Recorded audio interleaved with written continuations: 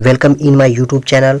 दोस्तों, इस वीडियो में मैं आज आपके लिए लेकर आया हूं कुछ इंपॉर्टेंट ऑब्जेक्टिव क्वेश्चन जो कि आपके एग्ज़ाम के पॉइंट ऑफ व्यू से काफ़ी इंपॉर्टेंट है और ये सभी क्वेश्चन किसी न किसी एग्ज़ाम में पूछे गए हैं। तो आप इस क्वेश्चन को बहुत ही ध्यान लगा के देखिएगा। तो बिना देर के हुए करते हैं स्टार्ट। सबसे जो पहला क्वेश्चन है आपके प्रकार है कि सिंधु घाटी सभ्यता कैसी सभ्यता थी।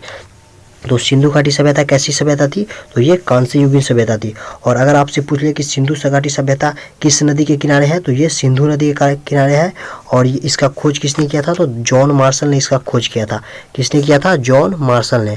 ठीक है दोस्तों।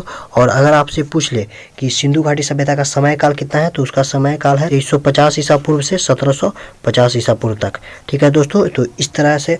और अगर आपसे पूछ ले कि सिंधु घाटी सभ्यता के प्रमुख जो स्थल है कौन कौन है, तो मोहनजोदड़ो, हड़प्पा, कालीबंगा, लोथल, धौलावीरा, ये सभी है जो सिंधु घाटी सभ्यता के प्रमुख स्थल है। और सबसे बड़ा स्थल कौन सा है, तो सबसे बड़ा स्थल है मोहनजोदड़ो। और सबसे ज़्यादा विस्तार सिंधु घाटी सभ्यता का किस देश में हुआ है, तो वो भारत है। ठीक है।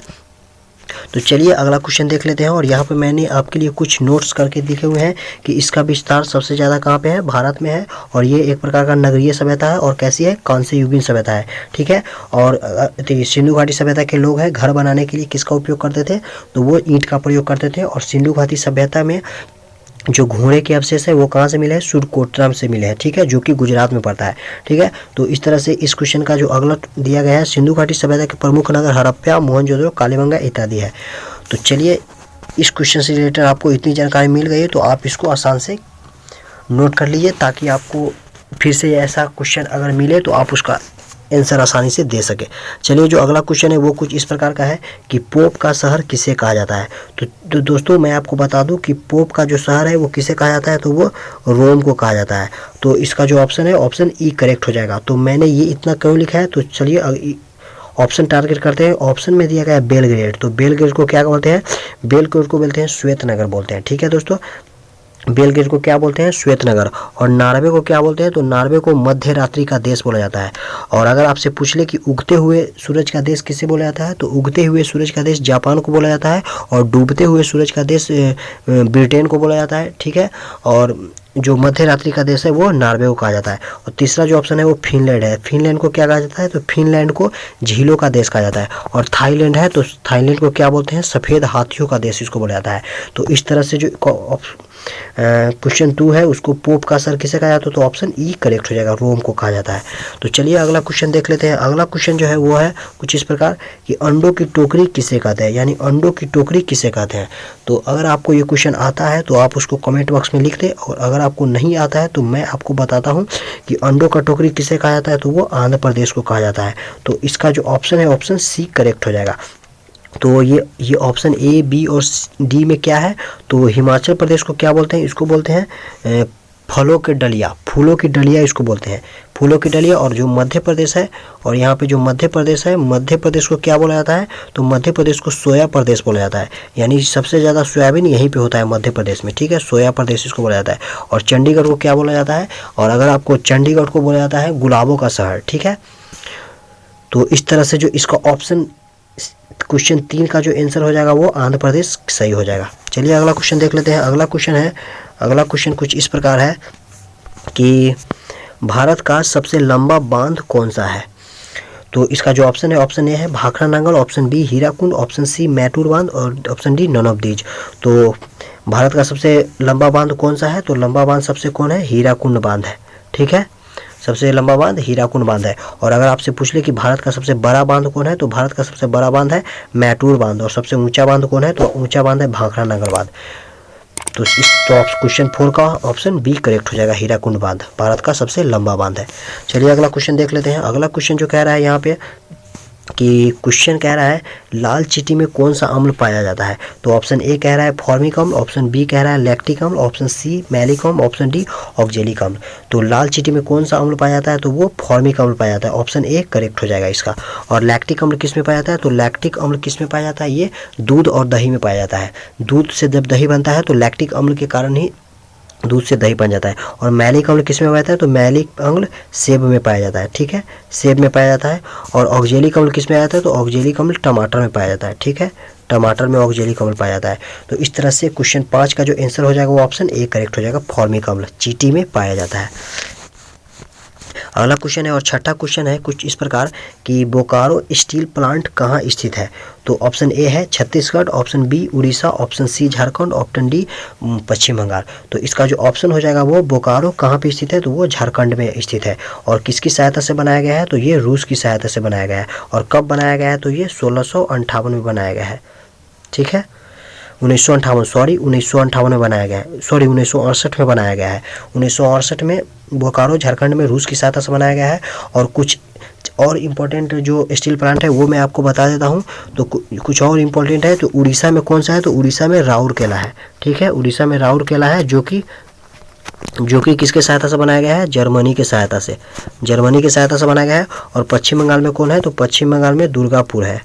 पश्चिम बंगाल कौन है, दुर्गापुर है, जो कि किसकी सहायता से बनाया गया है, इंग्लैंड यानी ब्रिटेन की सहायता से बनाया गया है। और छत्तीसगढ़ में कौन सा है, तो छत्तीसगढ़ में है आपका बोकारो हो गया झारखंड में, उड़ीसा में राउरकेला, पश्चिम बंगाल में हो गया दुर्गापुर, और छत्तीसगढ़ में हो जाएगा भिलाई हो जाएगा, जो कि आपका रूस की सहायता से बनाया गया है। तो इस तरह से जो सभी क्वेश्चन है वो मैं आपको बता दिया कि कौन कौन इंपॉर्टेंट है वो क्वेश्चन। इस क्वेश्चन से रिलेटेड इतने क्वेश्चन इंपॉर्टेंट है, तो आप सभी क्वेश्चन को नोट करके रख सकते हैं।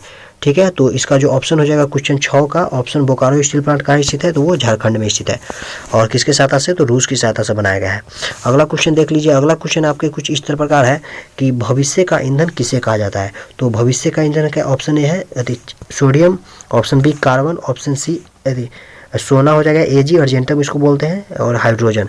तो इसका जो ऑप्शन हो जाएगा ऑप्शन डी करेक्ट हो जाएगा। हाइड्रोजन को बोलते हैं भविष्य का ईंधन, और इसको हाइड्रोजन को बोलते हैं आवारा तत्व। अगर पूछ ले कि आवारा तत्व किसे बोलते हैं, तो हाइड्रोजन को बोलते हैं आवारा तत्व। और हाइड्रोजन को भविष्य का ईंधन कहा जाता है, और ये स्वच्छ ईंधन है, इससे कोई प्रदूषण नहीं होता है। और अगर पूछ ले कि हाइड्रोजन की खोज किसने किया था, तो हाइड्रोजन का खोज कैवेंडिश नामक वैज्ञानिक ने किया था। और हाइड्रोजन का परमाणु संख्या 1 होता है, और इसमें न्यूट्रॉन की संख्या 0 होता है। और इसके 3 समस्थानिक होता है, एक होता है ड्यूटेरियम, ट्राइटियम और एक प्रोटियम। ड्यूटेरियम में न्यूट्रॉन की संख्या 0 होता है, और जो प्रोटियम होता है वो उसका परमाणु संख्या 1 होता है और परमाणु भार 2 होता है। और प्रोटियम होता है जो कि रेडियो एक्टिव होता है। तो अगर पूछ ले कि हाइड्रोजन का कौन सा समस्थानिक रेडियो एक्टिव होता है, तो वो होता है प्रोटियम। ठीक है, तो इस क्वेश्चन से आपको इतनी जानकारी मिल रही है। तो क्वेश्चन 7 का आंसर क्या हो जाएगा, भविष्य का ईंधन हो जाएगा वो हाइड्रोजन हो जाएगा। और सोना क्या होता है, तो सोना सबसे ज़्यादा आघातवर्धन नेता इसका होता है, यानी सबसे ज़्यादा इसको फैला सकते हैं सोना को। ठीक है, और शुद्ध सोना कितने कैरेट होता है, तो 24 कैरेट होता है। और हम लोग जो आभूषण बनते हैं वो 22 कैरेट का होता है। और अगर आपसे पूछ ले कि सोडियम के बारे में कोई क्या क्वेश्चन बन सकता है, तो सोडियम का परमाणु संख्या 11 होता है।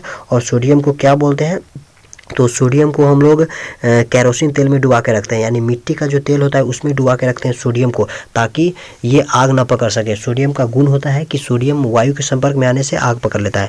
और कार्बन होता है, तो कार्बन का परमाणु संख्या 4 होता है, और कार्बन के समस्थानिक होते हैं वो 3 होते हैं।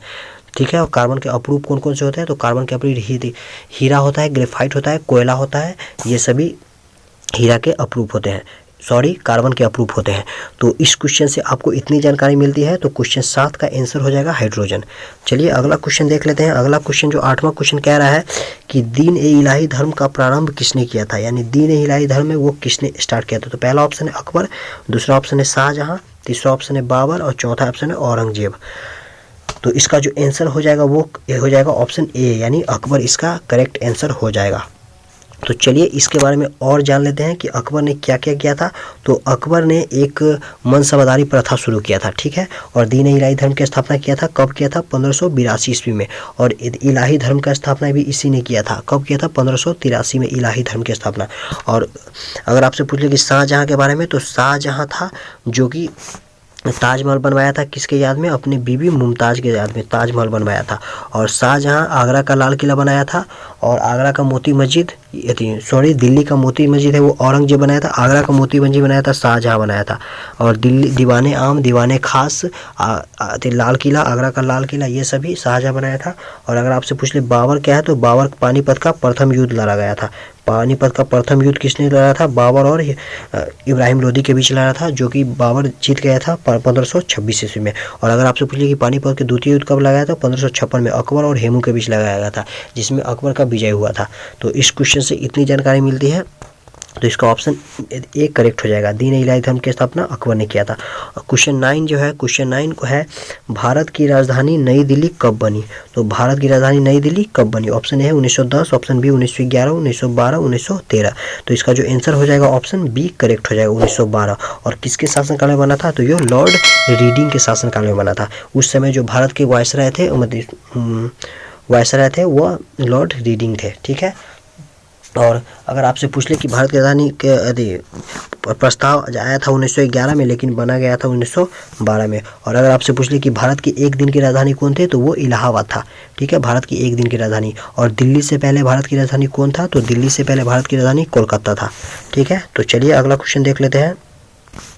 अगला क्वेश्चन है 10वां क्वेश्चन है, लास्ट क्वेश्चन है। तो कह रहा है भारत का लिंगानुपात कितना है? तो भारत का लिंगानुपात option A 940, option B 945, option C 943, option D 950। तो इसका जो आंसर हो जाएगा वो आपको कितना हो जाएगा? 943। ऑप्शन सी करेक्ट हो जाएगा। ठीक है, भारत का लिंगानुपात 943 है। और अगर आपसे पूछ ले कि भारत का लिंगानुपात सबसे ज़्यादा किस राज्य का है, तो वो सबसे ज़्यादा केरल का है। और सबसे कम किसका है? तो सबसे कम हरियाणा का है लिंगानुपात। ठीक है, और इसका है 294 है, इसका है 879। ठीक है, और अगर आपसे पूछ ले कि भारत का जनघनत्व कितना है, तो वो 343 व्यक्ति पर किलोमीटर है। ठीक है, और भारत का पूछ ले कि यदि भारत के जो जनगणना हुआ था वो कैमी जनगणना था, तो स्वतंत्र भारत का 7वीं जनगणना था। और टोटल जनगणना था वो 15वीं जनगणना था। और जनगणना कब से स्टार्ट हुआ था? तो वो 1881 से स्टार्ट हुआ था, लॉर्ड रिपन के समय में नियमित जनगणना। और सबसे पहला जो जनगणना हुआ था 1872 में हुआ था, लॉर्ड मेयो के समय में। ठीक है, तो इस क्वेश्चन से इतनी जानकारी मिल गई आपको। तो क्वेश्चन 10 का जो आंसर हो गया वो ऑप्शन सी करेक्ट हो जाएगा, 943। तो उम्मीद करता हूँ दोस्तों कि आपको ये वीडियो अच्छी लगी होगी। और वीडियो अच्छी लगी तो वीडियो को लाइक करें, चैनल को सब्सक्राइब करें और साथ में दोस्तों को शेयर कर दें, ताकि वो भी इस वीडियो का लाभ उठा सके। मिलते हैं नेक्स्ट वीडियो में, तब तक के लिए हैव अ नाइस डे।